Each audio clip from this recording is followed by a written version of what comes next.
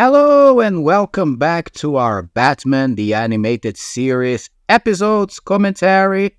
And today we have a more than a special episode to comment, one that features one of my favorite villains of the Batman Rogues Gallery, the Riddler. If you're so smart, why aren't you rich? A very funny title, but as usual, let's watch it together in my countdown. I'll count to three. And if you are watching with your DVD box set or Blu-ray box set or streaming service with Batman the Animated Series, we can watch it together, all right? So in 3, 2, 1, let's play. The Warner Bros. Logo is on the screen. And this is a funny title, right? If you're so smart, why aren't you rich? I think it's a very creative title, and yes, it features the Riddler for the first time in the show. By the way, we are getting very far away with this playlist, right? It's getting bigger and bigger. I, myself, didn't think I would get that far in these commentaries, but I am loving to do them, and it's great for the channel as well. And I already thank you if you are watching them and watching our videos here in the channel. But anyway, yes, the Riddler, the first time that this villain comes up in the show, and it's funny because he is probably one of the most famous or the most prominent Batman villains, right? If we take back to the Adam West 66 Batman TV show, he was one of the most famous, and I guess he's arguably one of the most recognizable Batman villains.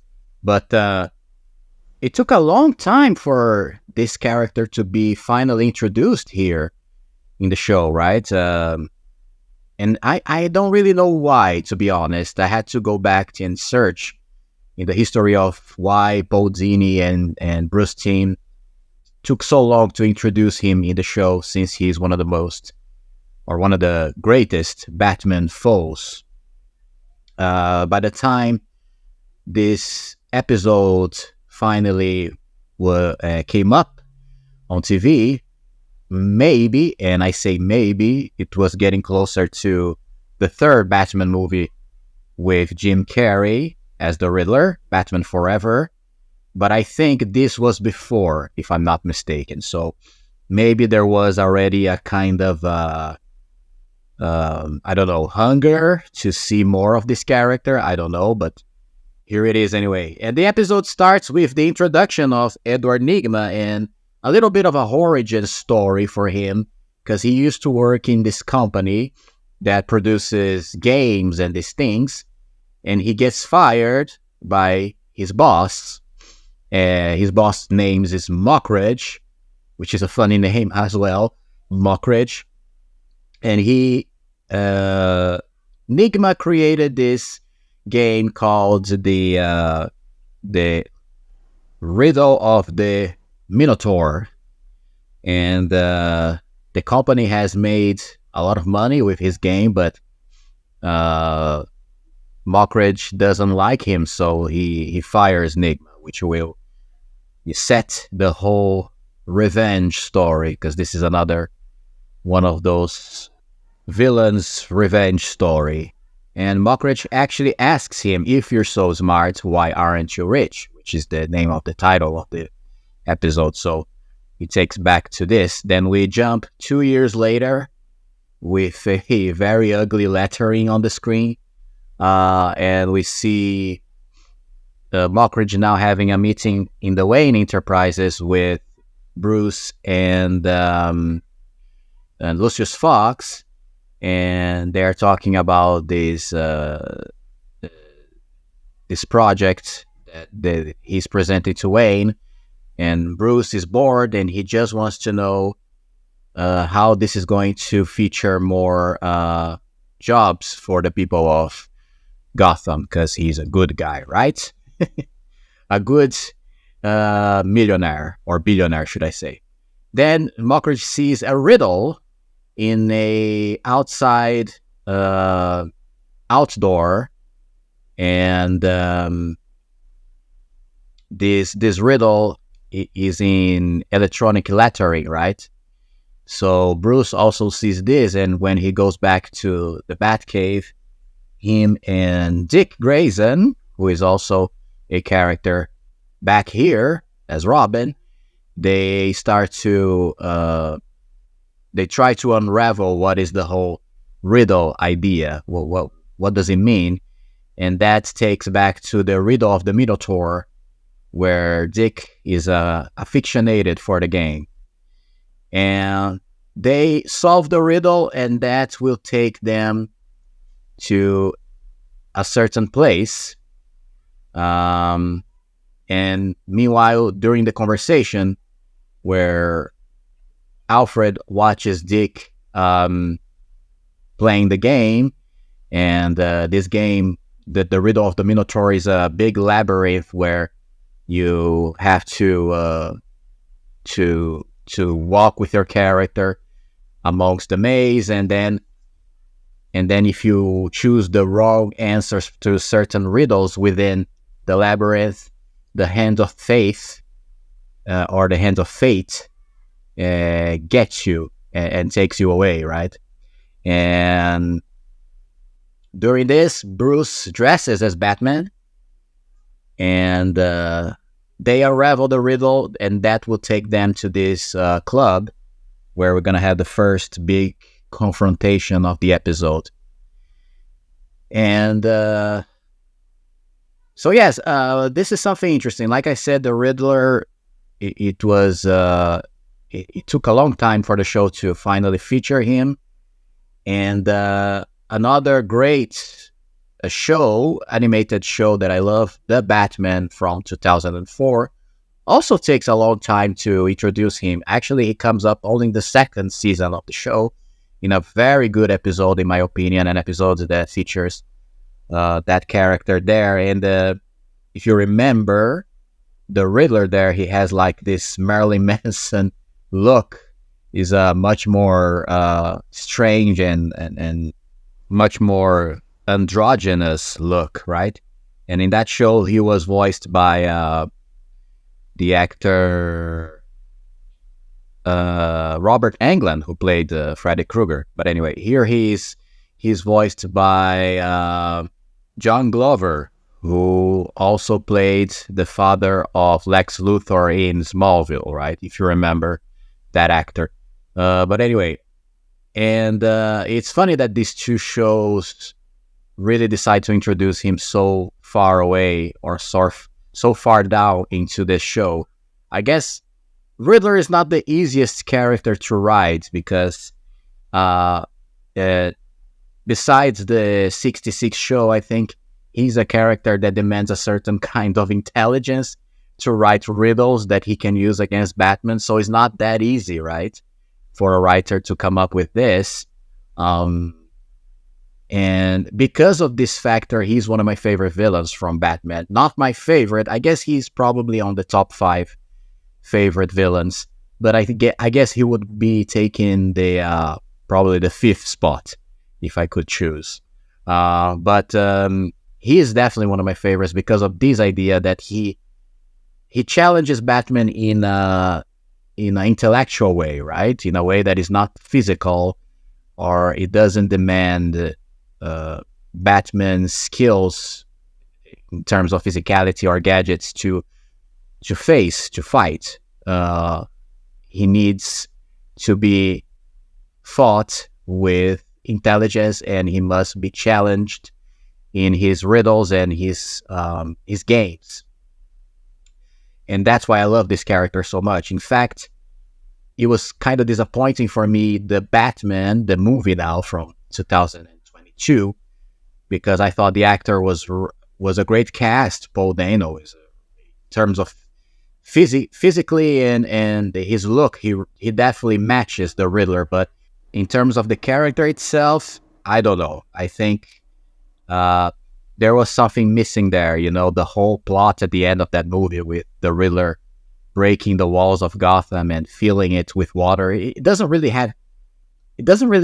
matches the character Riddler for me. You know, this whole destructive, apocalyptic plot. He's more the kind of guy who would put Batman in a trap or in some kind of labyrinth, maybe, like he does here in this episode, and demand Batman to unravel his riddles, almost like and that's a long shot, but I don't know, the Saw slasher, right? Jigsaw, maybe that should be more like the Riddler.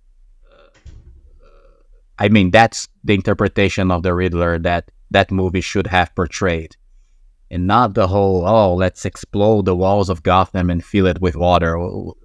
What's that have to do with the Riddler? I mean, and also I didn't like that the Riddler will really swoop the floor with Batman in terms of dragging him everywhere he wanted in terms of plot, right? And Batman was never ahead of the character. The villain, Riddler, was always ahead of Batman, even in the end of that movie. So it was very disappointing. Not only the movie was disappointing, but that version of the character, for me, I didn't like it. So anyway, but I'm missing the point because I go out in a tangent and I'm not talking about the episode here, which is what matters. We had this great scene where Batman fought Riddler and his goons on the club to save Mockridge.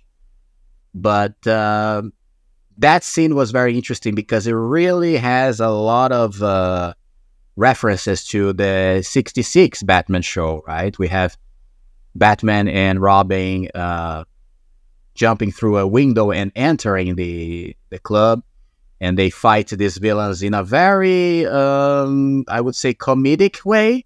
It's not the usual brutal fights and confrontation Batman has in this show. So it was a really, really, it was very similar to the tone of the 66 show.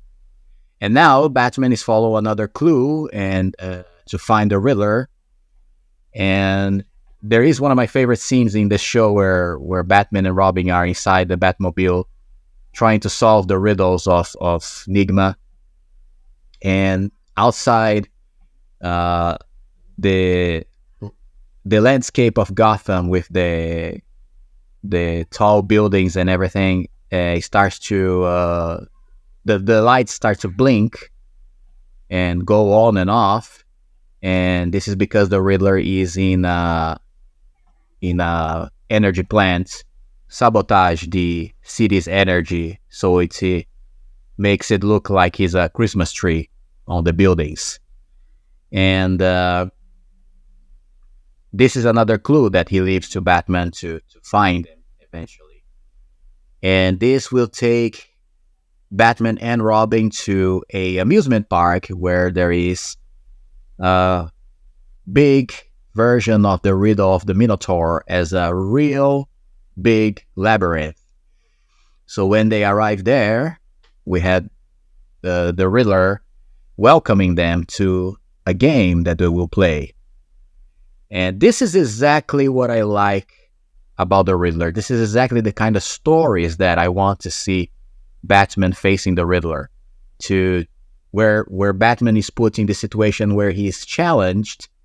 And now he is challenged not only intellectually, but physically as well, because he has to enter the labyrinth with Robin and solve riddles during the corridors of the maze, and to be able to escape some traps. And this is exactly what I wanted from the live-action Riddler, in the Batman.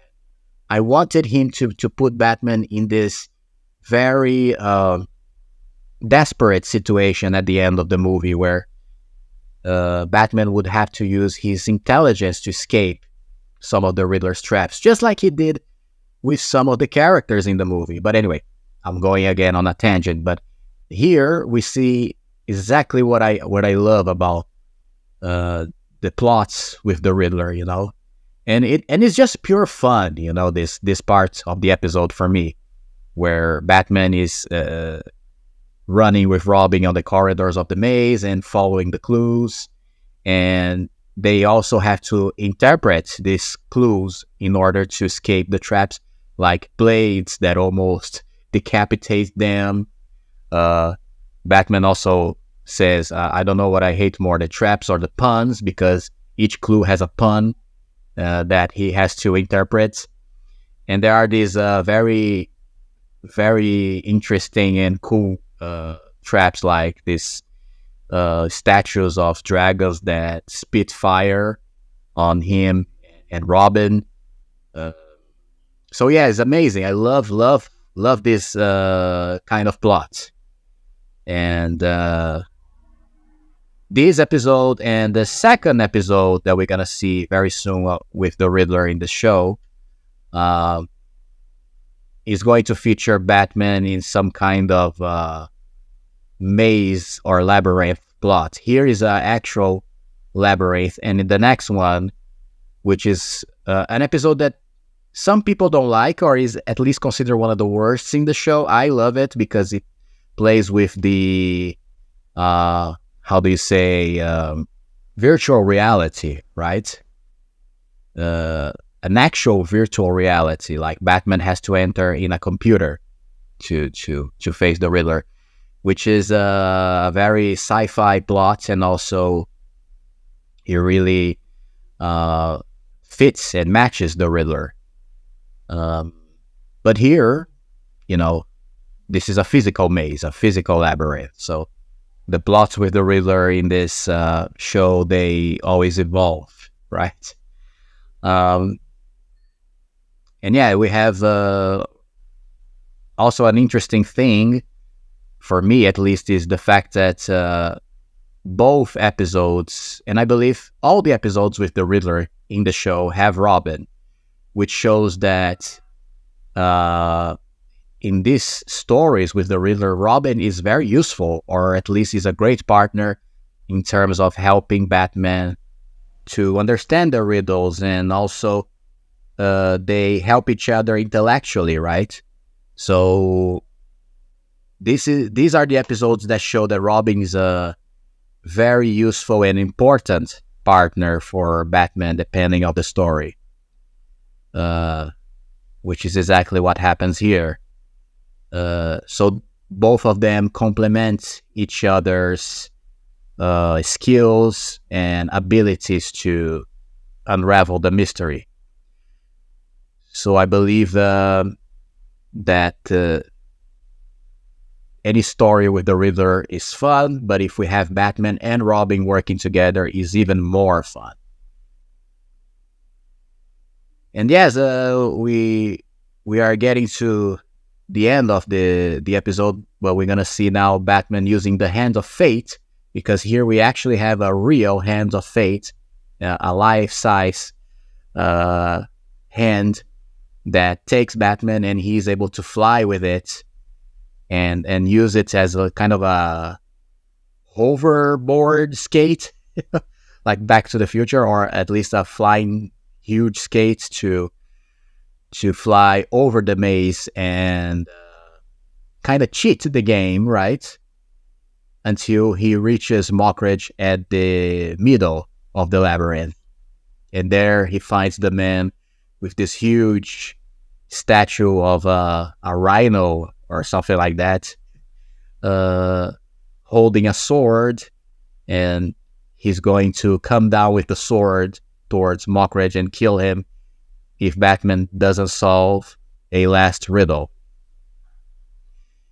But Batman is able to solve the riddle, and Enigma gets frustrated, which is what I love more about the dynamic between these two characters, is when the hero, Batman, is able to show his intelligence to the villain and frustrates him in the process. And yeah, I believe Batman Forever took a lot of references from these episodes in the animated series, because we do have some plots in that movie that take back to what Batman and the Riddler had here. Even the whole element of technology, right? It was very prominent in that movie, and Jim Carrey's interpretation was more like the Frank Gorshin I believe that was the name of the actor from the 66 show. But anyway. So Batman is able to defeat the big statue and walking statue of the bull. I said the rhino first, but it's a big bull. And he uses the hand of fate to destroy the statue and free Mockridge. So he ends up saving that disgusting guy, but it was the right thing to do. Then we see a final scene with Bruce and Dick discussing that the project of Mockridge failed and that it's never gonna bring more jobs to Gotham. But anyway, and then the last scene shows Mockridge very paranoid and completely afraid of Edward Nygma returning to his life. And he is holding a shotgun in his house, and he cannot even walk in his own home, afraid of something or somebody watching him, just like the Riddler did, which is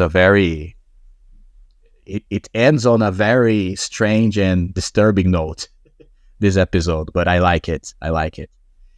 And ends up with this open ending that we will see the Riddler in the future, probably. So, very cool episode, very fun. Not the best in terms of animation, but a really good episode anyway, and a great villain, another great villain introduced to the show, alright? So, thank you so much, guys. If you are liking this content of BATGUS, don't forget to leave a like and subscribe to the channel for more episodes, commentaries of Batman the Animated Series in the future, alright? See you in the next Bat video, and bye-bye.